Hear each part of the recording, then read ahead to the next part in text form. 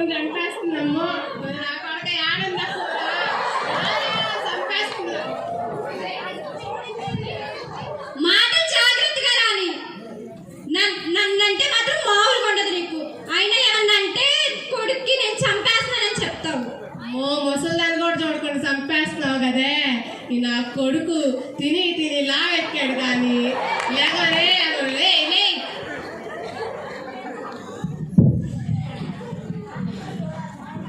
సావండి సావండి చచ్చిపోండి. నాకు ఇంట్లో ప్రశాంతిగా ఉంటుందా.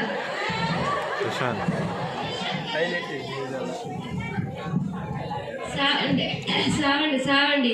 ఈ ఇంట్లో నాకు మనశ్శాంతి లేకుండా పోయింది. సావండి ఏటో కొట్టుపాటు సావండి.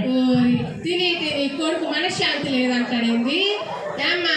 ఇంకెంతసేపు అంటాలే వండకి ఏం చేస్తుంది? పనే పాట తిని పడుకోవడం తప్పితే ఏం లేదు. నువ్వు కనేది కంటే గలగ చేసేది కంటే నానేం చేసేది మధ్యలో.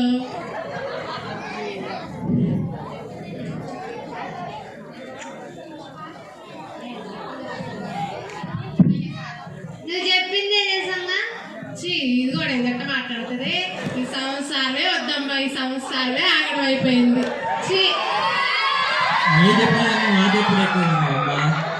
సారు రండి సారు, కూర్చోరండి సారు.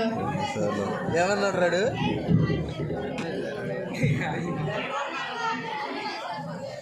అమ్మా ఏందమ్మా ఎన్నాళ్ళ ఇలా ఉంటారు మీరు?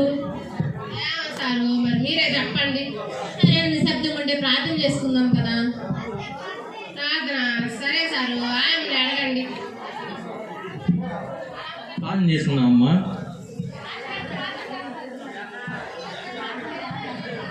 ప్రార్థన అంటే ఎట్లా చేస్తారు సారు? నువ్వు పంది లెక్క కింద బొర్లాడేస్తావే, గదే ప్రార్థన అంటే. అదేనా సారు? స్తోత్రం స్తోత్రం అంటే ఆమె నాగనంట పందిలాగా. గదేనా సారు? గది ప్రార్థన అంటారా? అది కాదమ్మా, కూతురుని ఒక రకంగా కొడుకుని ఒక రకంగా. అది కాదమ్మా, కూతురుని ఒక రకంగా కొడుకుని ఒక రకంగా చూడకూడదమ్మా. అందరూ ఒకే కలిసిమెలిసి ఒకే కుటుంబంలో ఉండాలమ్మా. కూతురుని పండ పెడతావు, కొడుకు తిండి పెట్టి కూర్చోబెడతావు. అందుకే నా కొడుకు తిని తినంత లావెక్కింది. కోడల్ని పని చేపిస్తావు. సమానంగా చూడొచ్చుగమ్మా ఒకే కుటుంబం లాగా. గంగోత్రి కూసుకో అమ్మా. గంగోత్రి ఇన్నాళ్ళు మనకి